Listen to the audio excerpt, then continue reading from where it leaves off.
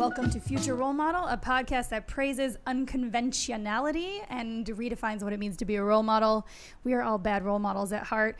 And today I have one of my favorite role models in the world with me, XL. What's good, what's good? Xavier Lamont, which is not your real name, but it's a really amazing stage name. It is. Yeah, I don't hide behind it. Like, my real name's Roy Johnson. I did the stage name thing because I was kind of freaked out when I started doing this, and I thought it was going to be...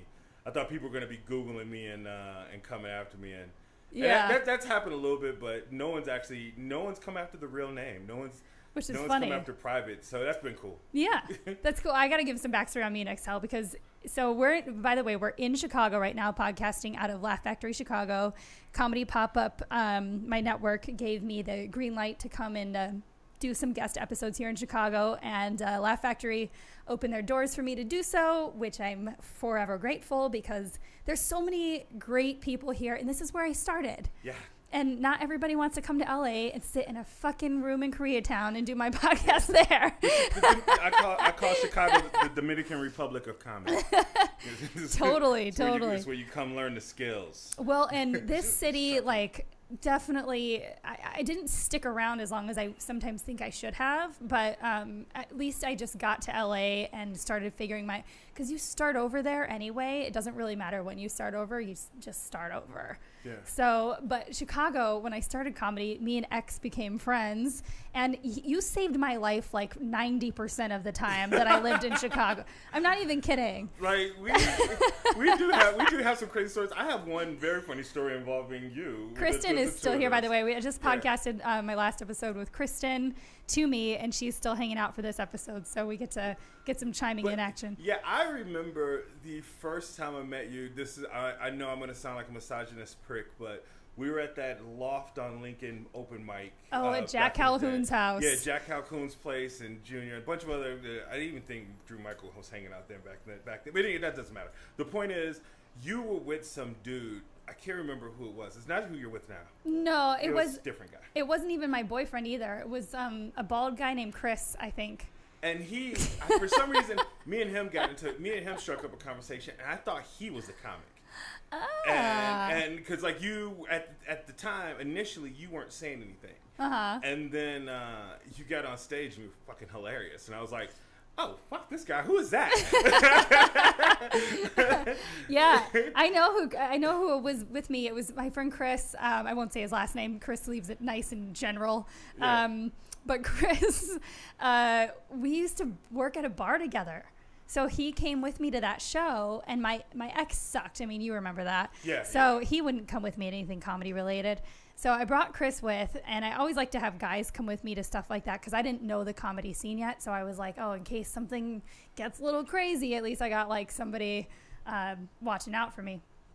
Chris is also responsible for almost ruining my current relationship before it started. Oh my God. Yeah, because the night that I talk about this on stage, but when Justin, my fiance's dad, first met me was the night that I was hammered. You were there. Yes, Scarlett, I was hammered on stage. Yeah, it's Scarlett. And it would have been fine. Like, the only person in the room that gave a shit was his dad. His dad hadn't ever met me before. Justin brought his dad with, and his dad is very, very straight-laced, and Scarlett is a gay bar, very gay bar. So not only did him and his sons... Got a lot of free drinks there. Yeah. Him and his sons left a Blackhawks game early to make it to the show on time, and then he got a speeding ticket on the way. Oh, God. So he and then he walked into his gay bar, and I'm wasted on stage, and Justin's like, yeah, I'm dating her, and he was just like, fuck all of this. Oh, wow. And the reason I was wasted was because of Chris. I hadn't seen him since I lived in Chicago, and he brought me out for margaritas before the show. I had 5 margaritas. I remember that show. Oh, God, who was... I can't remember the guy's name. He's in New York. He doesn't even do comedy anymore. But Grant? Grant, yes. Yeah, Grant. We were in the back, and we were both like, what the fuck is going on? She is totally... When did she get that wasted? Because I think it kicked in, right before you got on stage. I think I got to the club, and they always give me shots, and they gave me some Jameson. I think they gave me a couple Jameson. Because you weren't like that before you went on stage. I don't remember you being like that, because, if you were like that before you went on stage, I'd be like, hey. No. But no, you were fine, and then you got on stage, and I was like, Oh. Seriously, it was bad. But that night, like, I'm grateful that I had that night because it made me not, like, now I don't get drunk before shows anymore. Yeah. I might have like I said, like a beer or two or something. But after that, I was like, okay, if I'm going to do this for real, I can't be blacked out on stage. That was the my own personal side story from that night. Aside from that, it was pretty hilarious actually how drunk you were. But this little guy walked up to me and offered to buy me a drink, and I was like, "Hey, yeah, sure." And he kind of gave me a look, and I wasn't. This was my first time hanging out in a gay bar, and I was like, "Hey, man, I'm gonna take the drink. I just want to let you know I'm straight." And he goes, "Sweetie, everybody here knows you're straight." But he says, "You see that tall drink of water over there? He's not paying me enough attention, so I'm going to talk to you until he does." And he bought me a drink, and sure enough, the dude came over. Like, it wasn't even like 2 minutes. That's like, amazing. He talked to me for like 2 minutes, put his hand on my shoulder one time, and the dude darted over there. Like oh my God. And then when the guy came over, I tried to just keep the like I thought we were all going to be friends. He's like, he wanted nothing to do with it. He's like, "Your work has been done, honey." Thank you for your service. He's like, "Yeah, we don't need you. We don't need you for this part of the arrangement anymore." And I was just, that was just a really funny, weird experience. Oh my God. I see, and that's what sucks about being drunk and on stage. You're missing all these little golden nuggets happening around you. So X used to come. I used to tell people you were my bodyguard when we were out because that fits. We hung out like one time this was years ago. When you first moved to LA, I came out there, and I just looked like your bodyguard. Yeah. Anywhere in LA, like here, nobody might not think that initially, but in LA, everybody just assumes it. Yeah, yeah, they do. Wasn't it you and Jay? Yeah. You and Jay and Patrick Newson. Yes. And I haven't seen Patrick in forever. He's still doing improv. Yeah, and so, yeah, that was a fun. Was that your last time in LA? No, I think I came one other time. It was like a weekend. Okay. It wasn't the same too long. Yeah, so I mean, let's reminisce for a bit because I remember back when I used to live here. Yeah, I did your show twice. Yeah, I thought so. Yeah. I used to run that show. I used to run a show at Comedy Store for 3 years, and I called it Deep Dish Saturdays, and I would feature as many Chicago comics as possible, either ones that had moved to LA or that were in town visiting, and it was really fun. And there's a story happened up in that green room that I tell everybody when they're like going to LA, and I was like, "What you need to learn here." And I don't know, it is what it is. But Bobby Lee and Steve Rannazzisi were up in the green room, and they were just fucking with all the rookie comics. They were literally just like pointing to each comic and just roasting them, right? Yeah. And me and Patrick were just sitting there like halfway nervous, halfway like, "Hey, they're gonna roast us. This is gonna be cool," or whatever. And they got to us, and Bobby goes, "Who are you? I've never seen you before. Who are you?" And I was like, "Oh, we're from Chicago, man. We're just here to do the show."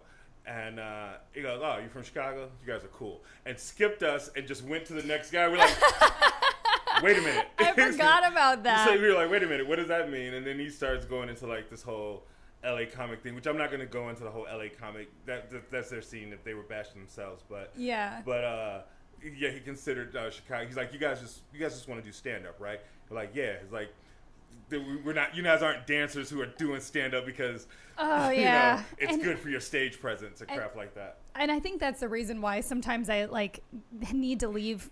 Not even sometimes. Why I need to leave LA as often as I do leave it, because I'm like, I just need to get into a real comedy scene. Not that LA is not a real comedy scene by any means, but I mean it's in New York, if you're a comic, that's your main focus. Yeah. And in Chicago, there isn't there is the entertainment industry now. It's kind of building up more, but you're kind of more focused on just the stand-up portion. LA is very much more like a well-rounded package. There's more distractions. There's more.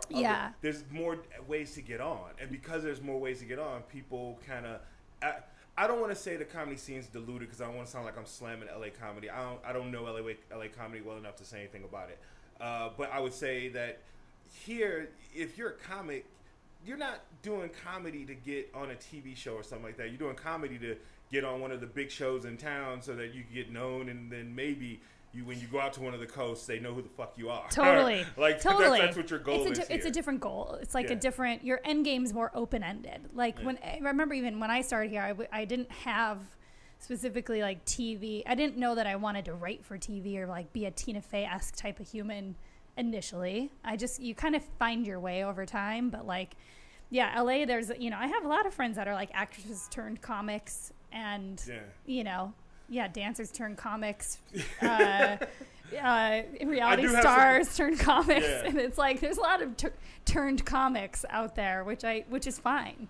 I have a split feelings on that because to some degree they are opening. There's people who aren't going to come out to comedy clubs, but they might come out to see some guy from their favorite TV show from the 90s, right? Who's going to come out and tell stories, and technically there's going to be an opener and there's going to be a host that's giving comics work, and they're getting a chance to get stage time at clubs and stuff. So it's hard to completely knock it, and I'm not above it. I've done those shows. Oh, totally. I've opened for MTV reality stars before that had no jokes whatsoever.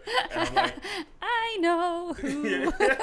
And so like what the hell, man? Like, but I got paid, so like I'm not totally like bashing it, but it also sucks because I think if somebody comes out and expects to hear jokes and they get maybe a few funny stories, and I can't believe that an audience that goes and sees one of those guys versus going and seeing real, like somebody going to see Kristen Toomey is going to have a much better experience than if they go see XYZ from some 90s sitcom. Yeah, exactly. That's not an actual stand-up. Yeah. They're going to have a better time. They're going to have a better experience. There's going to be stuff that you're going to care about longer from the Kristen Toomey set than from some other person's crap You set. hear that, Kristen? So. That's why I sat here just waiting to hear She knew it was coming. She's been sitting in this room just wanting to get complimented, and this it finally fucking owes happened. Me some love. He owes me some public love, and I'm gonna get it. No. Yeah. Where is it, motherfucker? Where is it? It's fun being in a room with because usually it's just like me and another guest, and then our like audio engineer, in LA. Yeah. So it's fun being in a like every once in a while. I think every like certain amount of episodes, I should do just like a group thing because it's kind of fucking fun. Yeah, it is. It always is. Well, and it just, I don't know. It's been cool to be able to come back to Chicago fairly often and see like this scene grow. I mean, there's just so many good comics that come out of here. It's just unreal. And I think now people really pay attention to Chicago. Yeah, I was very excited. A lot of my friends got a chance to go to JFL. I think the most ever in 1 year. That at least as long as I've been doing comedy for 8 years. I don't remember. It was like 11 of you guys, right? Yeah. Like 11 comics from Chicago getting featured and talked about and getting shined. And it were people who had auditioned in years before and got overlooked and they got their shot this year. And I thought that was just fucking awesome. Yeah. I was like super, super stoked about that because and I don't want anybody to think like I want to be in that roster. But I'm not mad because people who got it. I'm happy because if I think of anything of myself, if they're good enough to get it, that means I'm good enough to get it. Yeah. And so I just I have to do something to put myself in a position to be part of that crew. That's how I look at it too. I mean, I love seeing my friends succeed. Why wouldn't you? Especially my friends. But I'm even talking about like I'm not necessarily friends with all 11. Oh yeah. I'm happy for the ones that I'm not Some friends with. of them are motherfuckers. Yeah, some of them are. It's human nature. It's who people are. Like I'm not naming no names. I honestly can't think of anyone I have a beef with. But I'm saying like. It doesn't matter. It's even I hear comics talk about people and they're like, I'm just as good as that person, or I'm better than that person. That person can't do this, and I'm like, then them getting an opportunity should excite you even more because if you are as good as you think you are and you're putting in the work, then other people are going to see that too. Exactly. There's no way they're going to see that person and overlook you.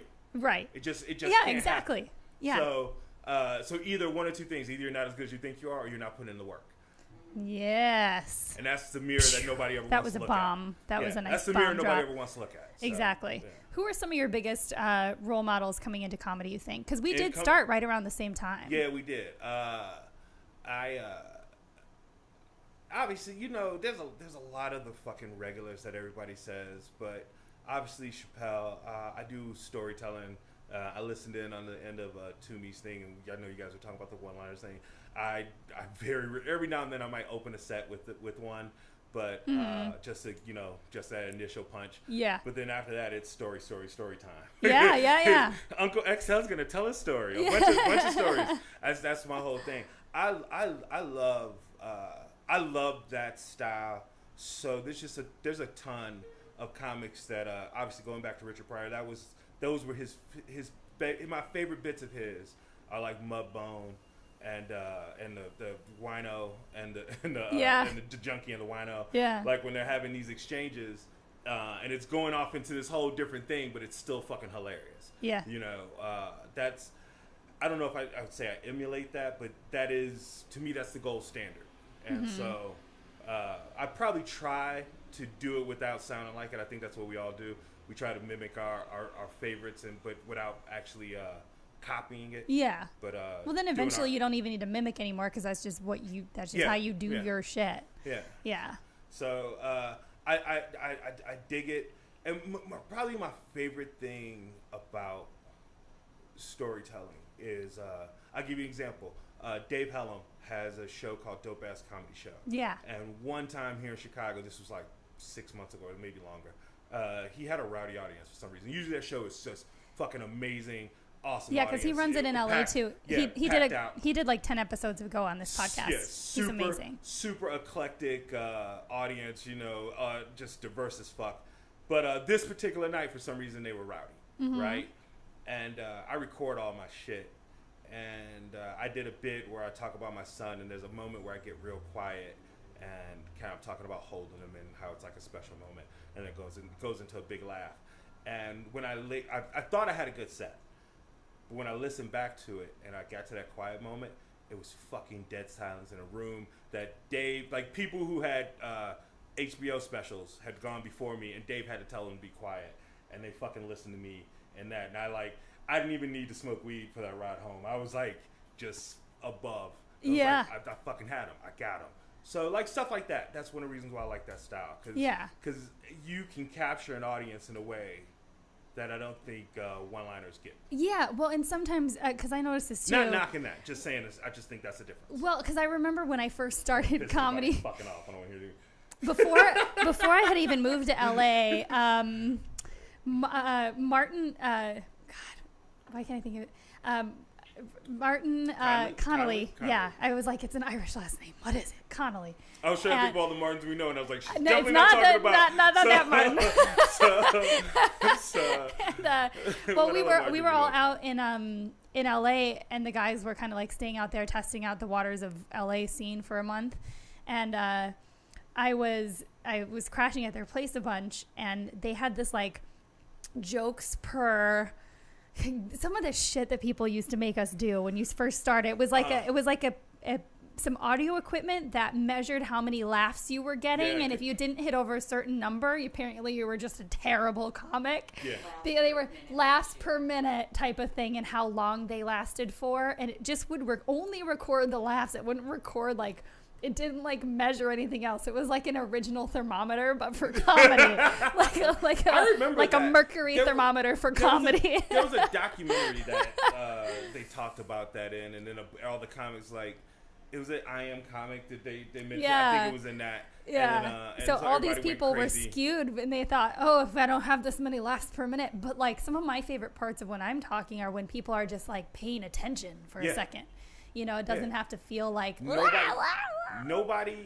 looking at their phone. Nobody's, you know, whispering to their neighbor. Everybody is captivated by what the fuck you're saying. Mm-hmm.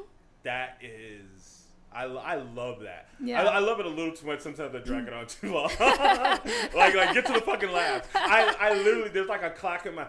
Quarterbacks in the NFL have a clock in their head that no matter how rosy it looks in front of them, they know they have like a certain amount of seconds before some giant motherfucker is gonna kill them. So they got to get rid of the ball. Like, and it's a clock. So even if you don't see somebody coming, there's a motherfucking monster coming. And I do that with jokes in that moment of like enjoying that silence. There's also somebody screaming like, "Make them laugh! Make them laugh!" Yeah. Like, it's too long. Shit's been silent for too long, you know. And so like there's that kind of going back and forth, but. Yeah, I do dig captivating, grabbing the audience. I dig that a lot. No, I think you're really good at it. I mean, what's some of the funner shows you've had lately? Because you haven't really, you stick close to Chicago because you have a kid. Yeah. I have an awesome, almost 14-year-old grown ass man. Oh my God, that's so crazy. He's a grown ass fucking man, dude. His voice is deeper than mine. I'm not exaggerating. His voice is deeper than mine. He's 6'3", he's 190 pounds, and when you look him in the eye, you see he's a kid. Yeah. But like, if he's talking or walking away from you, that's just a dude. That's just a fucking big dude. Well, and when you walked in, you were talking about being a role model yourself and how you have to actually like kind of keep your shit together because you've got this person that's been. Yeah, I mean, you always think about it as a parent, but actually, my mom said something to me this summer. We were doing something at the beginning of summer. My kid always stays with me the last month of school, all the summer. Mm-hmm. It's just arrangement that we have. And he did something, and my mom looked at him and looked at me and goes, Jesus, that boy is you. He does everything the same way. It's the exact same way you do it. And I saw what she was talking about. I was like, oh, shit, wow, that's creepy. And it just kind of like, fuck, he does everything the exact same way I do it. And I realized, like, I do comedy full time. I made a nice living before I did comedy that I could focus on comedy. And I've been lucky. I've gotten some commercial gigs and some acting gigs and stuff that also supplement income. And so for a large portion of me doing comedy, man, like when me and him are kicking it, we're just hanging out. We're going to museums, or we're just playing video games, or we're going to movies. Like, we're just chilling all the time. Mm-hmm. And like, I was like, he never seen me work. Like, he has no concept of work. It's fine. Like, he's like, it's like, I literally had to kind of explain to him, like, we're not rich, right? And he's like, oh, what do you mean? I was like, well, you've never seen me go to work. And like, he's like, well, you go to do. I was like, yeah, I'm leaving at like 7 to go tell jokes and shit. But like, you've never. So this summer, like, I changed a lot of stuff. I started working out. So like, I created a schedule. Like, I was getting up every morning, going to the gym at the same time, like a job. And I was spending good quality time. We're actually doing shit at the gym. I was bringing him. I was teaching him stuff. Auditions. I brought him with me. Auditions, like, he just sat in the lobby. They don't know. He looks like a fucking guy that's auditioning. So they had no idea. Yeah, they don't care. So like, I brought him with me on auditions. He got to be on a set for like one thing I shot. So he got to actually see me do stuff other than hang out with him all day and then fucking just leave at night. Yeah. To go do jokes that that he knows that I'm maybe only talking for 15 minutes and then drinking beers with my friends or whatever. Like. He had no, like, it's like, how can I fucking teach this kid work ethic? So I had to start changing me, because he sees that. So yeah, exactly. I can't yell at him about work ethic. He's never, I mean, his mom owns a business, and and he sees her, but still, But he's not seeing your behind the scenes work in the comedy where like he doesn't see you sit down and write shit. And Adults who will say the phrase, "Oh my God, comedy is so hard. You're so brave for doing it." Think I don't work.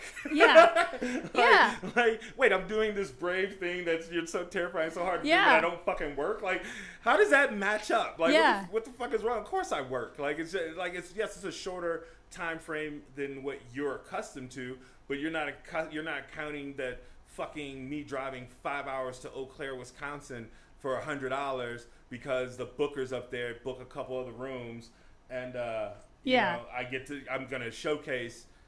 Because a buddy was headlining there and he threw me a bone. Yeah. That shit. Like, you don't see fucking open mics 3-4 nights a week. Like, me and you started, like, I used to drive in from Naperville, and to me, you remember this. Nobody knew for, like, I think the first, you knew because you were from the suburbs, but none of the Chicago comics knew that I lived in the suburbs. Right. Like, the commute is part of your hustle. Like, is part of your hustle. Like, because I was here so much. I was hidden. You, at the time, I don't know if you can still do this, but at the time, you could hit like 3 mics a night, like Monday through Thursday. Mm-hmm. And I did it because, like, what the fuck else was I gonna do? I was like, I'm gonna try to do this comedy shit, and people don't see that. They just see I just saw LeBron talking about. I think it was LeBron talking about. People just see the finished product, and they And want assume you just got there. Oh no, it was Jay-Z. Yeah, he said Jay-Z. They see the finished product and they're like, oh yeah, you just go on stage and make that shit up. And like, fuck you, I just made that shit up. Like, I've been working on that fucking joke for 2 years, motherfucker. Like, eat a dick, I just made that up. You know, like that shit wasn't just, you know, I didn't just pop. Like, and it sucks too, because there are sometimes where shit does just pop in your head. Yeah. But it pops in your head because you've been working like a motherfucker Yes. on all this other shit. And then like finally the idea that the goal that you were looking for finally squeezes through and like, hey motherfucker, this is it. Well, and when you're working for yourself, you know, everything that you do is like putting another piece in the puzzle.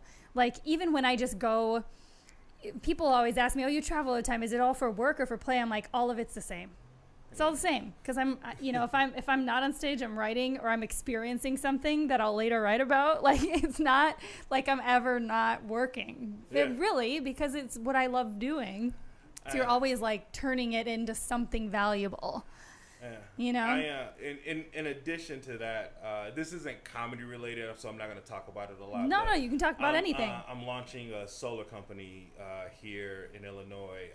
Actually, we're already incorporated, but I won't actually start hiring people until October. But solar energy is available here in Illinois. It's basically government subsidized. All I'm doing is basically going and telling people like, hey, you're eligible to get fucking free solar panels if you want them. It's not free. You pay for it. I'm not going to get into the whole thing, but I'm doing my primary reason for doing that, and I said it is comedy related. The investors who are launching this company with me literally call comedy my day job. They know that me working with this is they want my talents, because I've run some businesses before in the past, and some people that I work with them now and said, hey, that's the guy you want. And so I'm going to work with them, but comedy is my A game. This is just, it's something I believe in, because I believe in renewable energy. And I want to, you know, get it out there. And I mean, without humble bragging about it, it's actually pretty fucking lucrative. Like, it's like stupid easy lucrative. I go tell people, hey, by the way, you want solar panels? It's totally free to install. And it's going to be cheaper than what you pay for energy. And they say yes, and I get thousands of dollars. Yeah. And that was the whole thing. Right now, I mean, this episode's not going to come out until closer to the end of the month, but right now, that whole thing with Jeffrey, what's his last name? The actor. Did you guys see all that stuff happening in LA? No. About the, I can't think of his last name right now, but the actor that used to be on the Cosby Show. Oh, yes, Jeffrey Owens. Yeah, Owens. Yes. And he got work shamed for working at a Trader Joe's. And a bunch of people are retaliating by posting their pictures of them working, like people that work in entertainment that are posting pictures of themselves doing other shit. Yeah. Because what people don't realize is you have to have your hands in so many things, like, you know, 8 streams of income at any given time. Like I've gotten into entrepreneurial stuff too, because you need something that's going to constantly like. I am totally 100% for that. And I believe in like having multiple streams of income. I am not honestly doing that for the. I am in one way. I have a lot of comedy projects that I want to do that I don't want to ask anybody else for money for, because I want to do it the way I want to fucking do it. And I like, if I fuck it up, I fuck up my money. It's okay. And if it's as funny and good as I think it'll be, I think I have some talented people I can work with. It's mine, and I want it, and so. Doing this is basically going to fund these projects. There's some stuff that I've been talking about for like 2 years that it's like every time I talk to somebody about funding it, they like start changing shit. Yeah. Like literally in the pitch. They haven't even given me $1 yet, and they're already like telling me like, well, you know, what you want to do is this, and you know, like, no, that's not what I want to do. I want to do it this way, because I think this way is where the funny is. I think you're sucking the funny out. Yeah. So I'm going. The solar company is literally. The parent company of it is XL Comedy. It's the parent company of XL Solar. And the XL Solar money is literally going to fund videos and shorts and shit like that I'm going to be filming. Which is smart. I don't think there's anything wrong with any of that. I mean, you have to be, you know, when I got into LA and knew I wanted to get into the business side of comedy and entertainment, the business side of entertainment is not much different than the business side of anything else. I mean, it's a business. Yeah, it really is. You know, and you have Ryan Reynolds, isn't it Ryan Reynolds who owns Aviation Jet? So his last late night show he did on Fallon, he like brought the Aviation Jet in, and is it Ryan Reynolds or Ryan Gosling that owns? I don't remember. Wait, it's one of the is Ryans. that like a private jet company or something? Aviation Gin? No, it's just it's a gin, like a Aviation liquor. Gin. Mm-hmm. Okay. I think it was. I don't I'm remember gonna which Ryan it was. I'm gonna go with Gosling just because he has a better six pack. It's so funny that I can't even think of which Ryan it was. In my brain, they kind of like are merging together as one human face.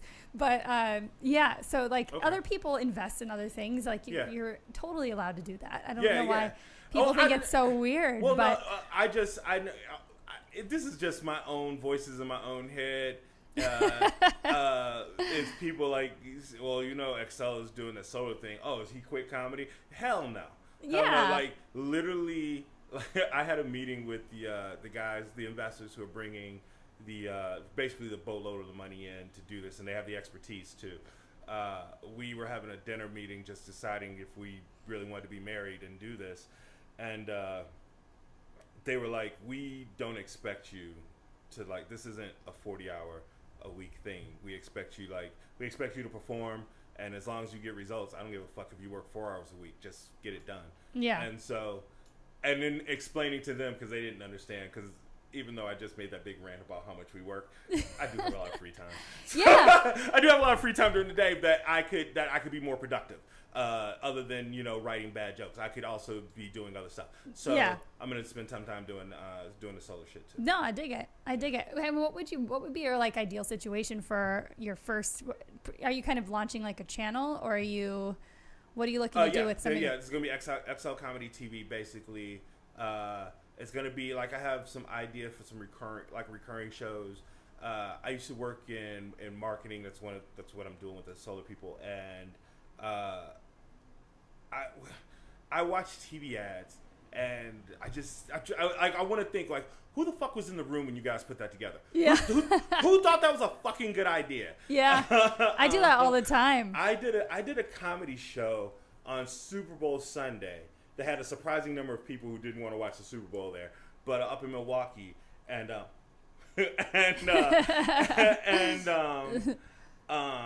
at the same time as that show, I want to say it was Ford. I can't remember, so if it wasn't Ford people don't fucking at me. But Ford or Chevy, it was an American car brand, had a Martin Luther King, like, Black History Month commercial, and basically, like,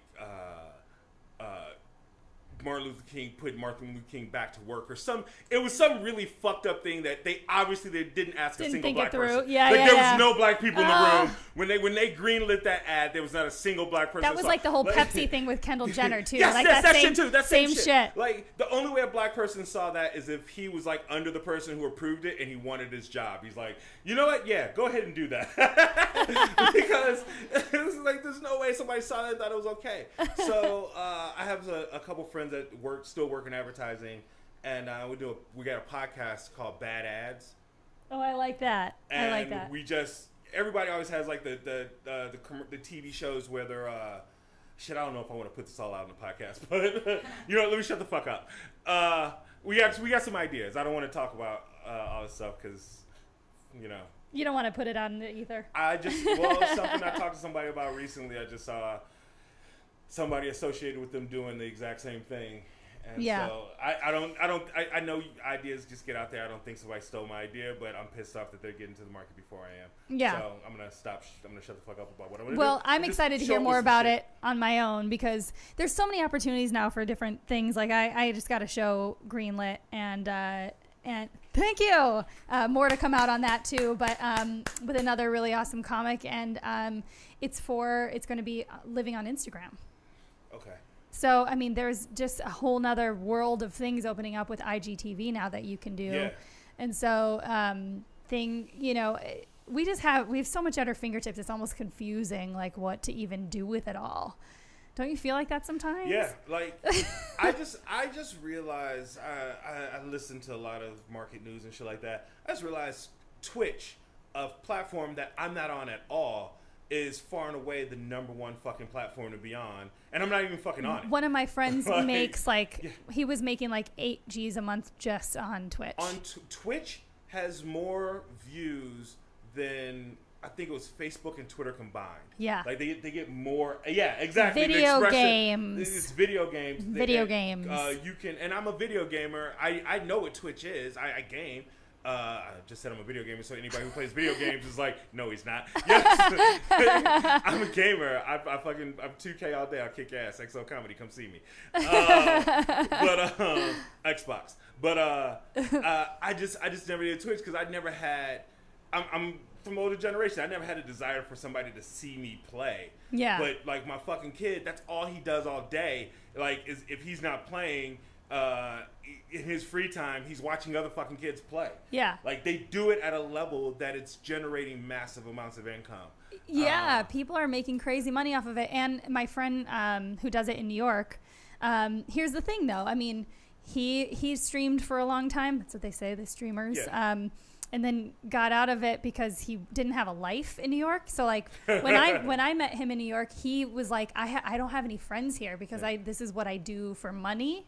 And so now he kind of still does a little bit, like he's doing like some sort of advertising for the money that's in gaming is pretty fucking crazy. And here's the thing, I'm not interested in necessarily doing me on there, because even though I'm a gamer, that the market is fucking my kid's age and like somewhere in that age, and so like I'm gonna do stuff with him and his friends, and I have some younger cousins that. Like I want to help produce stuff, and maybe we'll write jokes for them, or maybe we'll have some input. But I want to like create platforms for them, places where they can do shit. Yeah.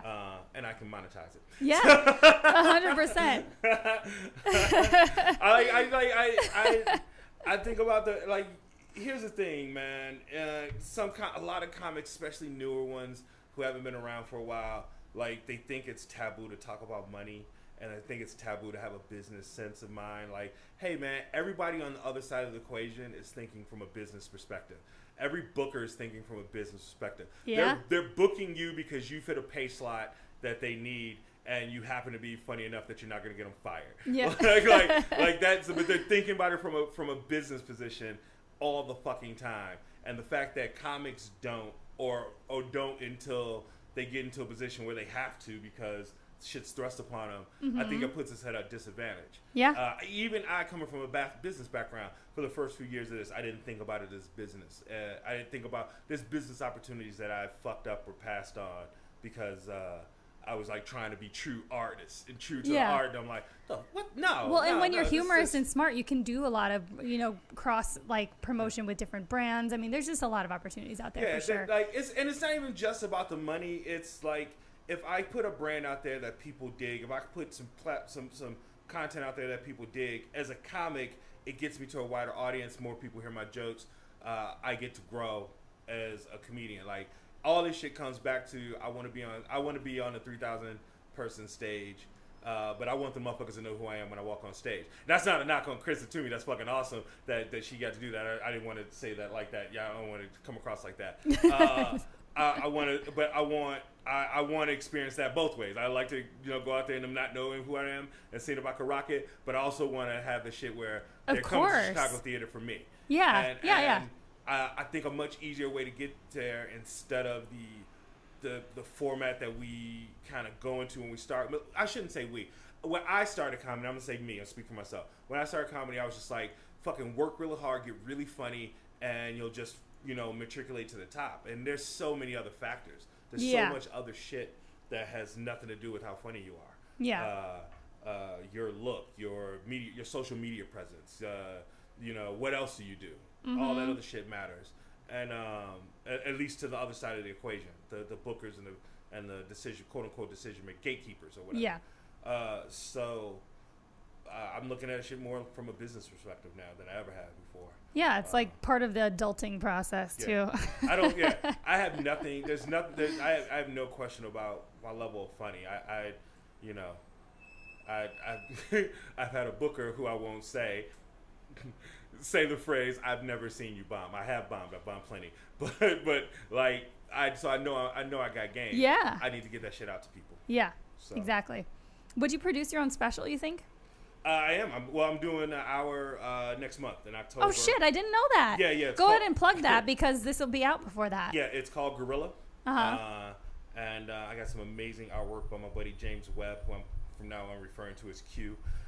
He's a quartermaster of Chicago comedy. He's putting together some pretty awesome, provocative artwork for it. And where are you doing it at? Recording it at Two Brothers Roundhouse in Aurora, a hometown. Fuck yeah. It's a good room. Matt Drufke, a good friend, has put together a pretty cool room there. Are you selling tickets for it? And yeah, the tickets are available online. You can come to XL Comedy on Twitter or XL Comedy Show on IG, or XL Comedy on IG. I have 2 IGs. XL Comedy or XL Comedy Show on IG. There's links for the ticks, and you'll see the artwork. And like by the time this comes out, the artwork and stuff will be out.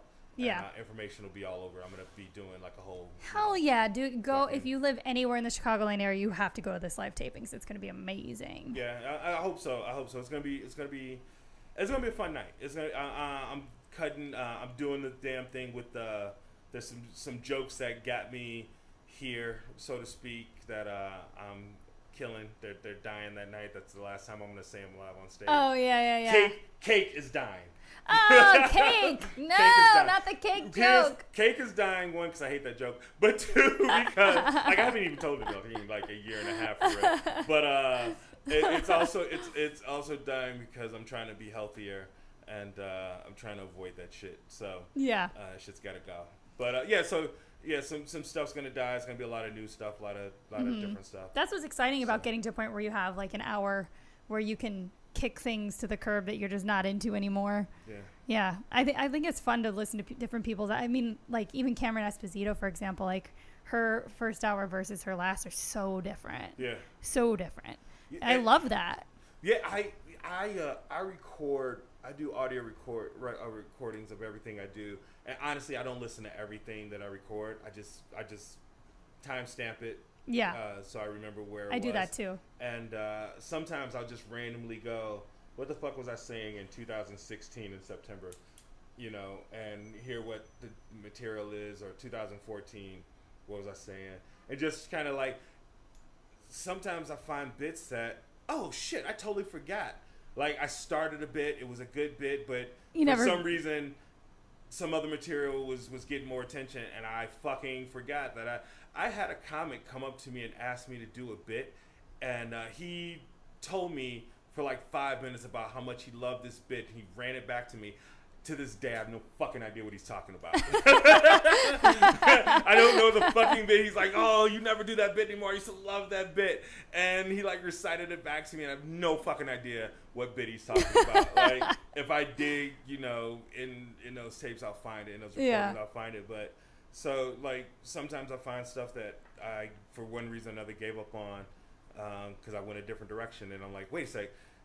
That shit applies right now, or this applies. Yeah, you could resurrect something. Better. Yeah, so there's some stuff that has been worn and torn that's gonna die. Yeah. And I killed off so many babies in the last couple of years because even a friend of mine that I first started comedy with when I got to LA, he was on my podcast a couple episodes ago, and he was bringing up some of my older jokes that I was like, I can't believe I was a fucking dirty comic. Yes. Yeah, I really was. Yes. And it's totally changed. This shit was hilarious, though. I know one in particular that I'm thinking of. Uh-huh. Oh, yeah. Gagging on semen. Yeah. And it's still one of my favorite jokes. I used to crush with those. That's just funny. It's just a funny bit. Dude. But, you know, and then, you know, but it doesn't resonate as much with me anymore. I'm not, you know, I've been in a relationship for a long time, and you know, whatever. I just have new shit to talk about where you're like, oh, even though that's funny, I just don't want to talk about it anymore. It's I've been doing comedy for 8 years. I spent most of it talking about politics and shit, and I'm still going to talk a lot about that, but talking about my kid and being a dad is just way more fun for me right now. It's just more fun because it resonates with a lot of people too. Yeah. I think people relate to it, and I still there's still politics in that because you know there's conversations I gotta have with them about shit. You know, he is a large black man in America. I have to be careful. Like there are football coaches out there that are trying to talk to him. I gotta stop that shit. So, he is not wrecking that big beautiful brain. Does he want to go into entertainment at all or no? He's funny, but I don't think right now he seems to be shy. Although I see that shedding. Like literally, it's shedding every fucking day. A lot of my friends who were the shyest. It terrifies me. Yeah, man. I liked him when he was shy because I was like, "There's no chance you're gonna do this dumb shit. Yeah. You're smart. You're gonna go do smart people shit." And that's you know what I'm saying. But he's become a little more like feeling himself. I swear, the one thing that I hold on to so much about him is that his cell phone still has a voicemail on it from when he was like 8 years old, and he just sounds like a little he's like a little baby. Yes. And in my mind, I keep saying, God, I hope he doesn't hear this, but I keep saying, as long as he has that voicemail, he's still my little boy, because as soon as he starts thinking about pussy, that voicemail's gone. As soon as there's a chance that a girl's gonna call him, there's no way he's gonna have that fucking baby boy voicemail on there. When I hear that shit sounding like Barry White, like, hey y'all. That's when I'm gonna cry like a bitch. I'm gonna like, they took my baby. Oh man. But like right now, he still has that song. Like, I'm safe. Yeah. Would you let him get into entertainment? I guess that wouldn't be your choice. It's kind of a you know what? Let is the wrong word. There's but only one thing in life that I've ever told him that he couldn't do, and that's play football. Yeah. That's the only thing I've ever told him he couldn't do. Anything else he wants to do, if he wants to try it. Yeah, because a lot of people I know that parent nowadays say that about football. They don't want their kid. They're like, baseball, fine, whatever, tennis, get after it, but football is just too. It's so damaging. Yeah, it can be. I don't think it can be. I think it is. Yeah. I think the guys who walk away and can still walk and talk and chew gum are just lucky. Yeah. Like I played all the way to freshman year of college, and I know for a fact that like I had concussions that back then nobody gave a fuck. Like, you got a concussion, you got your bell rung, like shake it off, get back in there, be a man. And I don't have any problems. I don't have anything going on. I'm not saying that, but I'm afraid of, like, I played that shit for years. And I played at a high level. Like I said, I played Division I college. Like, I had big giant motherfuckers crushing me. Like, at some point, is that shit gonna be... Can't even imagine. Is that shit gonna, like, I'm gonna wake up one morning and just be like, hey, I don't remember shit. There's some mornings, because I do Muay Thai, and there's some mornings that I'm like a little bit hungover or something, and I'm holding a pad for somebody, and they kick it, and that's a fucking pad that is meant to be kicked, and people only kick it like 40%, not even that hard. And I can feel my brain jostling against my own skull, and I'm like, oh God, this is horrible. Yeah. Can't even imagine getting like 300 blindsided dude sprinting at you, dude, whose only job is to knock your head off his shoulder.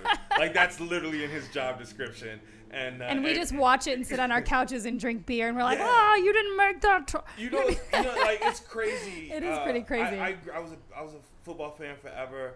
Obviously, the kneeling thing kind of. I stopped watching it because of the kneeling controversy of the NFL going after players and shutting out Kaepernick. But even now, it looks like they're going to resolve it, and Kaepernick just announced a deal with Nike. He's the new spokesperson. Oh, good for him. Nike, the new Just Do It. That definitely does not suck. Yeah, although here's the thing. I know everybody's giving Nike accolades, and there's a place, I guess, where they do deserve some accolades. What the fuck else were they gonna do?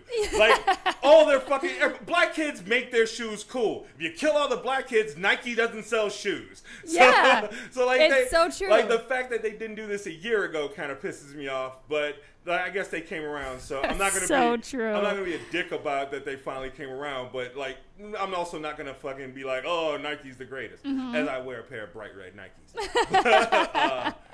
But I just all these accolades about Nike being so great, and like, yeah, they were kind of boxed in a corner on this one. They definitely couldn't take the other side. They had to make their peace. Yeah, so and all the people who are like burning Nikes. Hey, newsflash, because this is probably still going to be going on when this comes out. No one gives a fuck, because you guys are not the people Nike are selling to. So no one gives a shit if a 40-year-old dude in khakis burns Nikes. No one gives a fuck. Yeah, 100% Also, true. you bought them, you moron. Okay. Well, because we got to get out of here. In closing, tell everybody where they can find you and all your stuff and your website, things like that. I know we have tickets that are coming on sale. Oh, yeah, I forgot. We already did that. The website is xavierlamont.com, XL Comedy on Twitter, XL Comedy and XL Comedy Show on IG and Tumblr. Holla at me. Have some fun. Oh, and recording Guerilla October 18th. It'll be out in November. Yes, October 18th. I want to try and come back for that, actually, if I can. Yeah, it's going to be fun. I'll be done with Montana by then, so maybe we'll see if I can make it work. And you can find me at MPH Comedy, the podcast at Future Role Model. The Comedy Network is at Comedy Pop-Up or at CPU Podcasts. And today, this is the second guest session that I did out of Chicago. Woo-hoo! Last week, Kristen Toomey. Today, XL Comedy. They're happening actually at the same time, but they're both still in the room right now. But thank you to Laugh Factory Chicago for letting us podcast out of here, or letting me podcast out of here, and for my Comedy Network for letting me do so. And that's it. Get your role model out. Peace.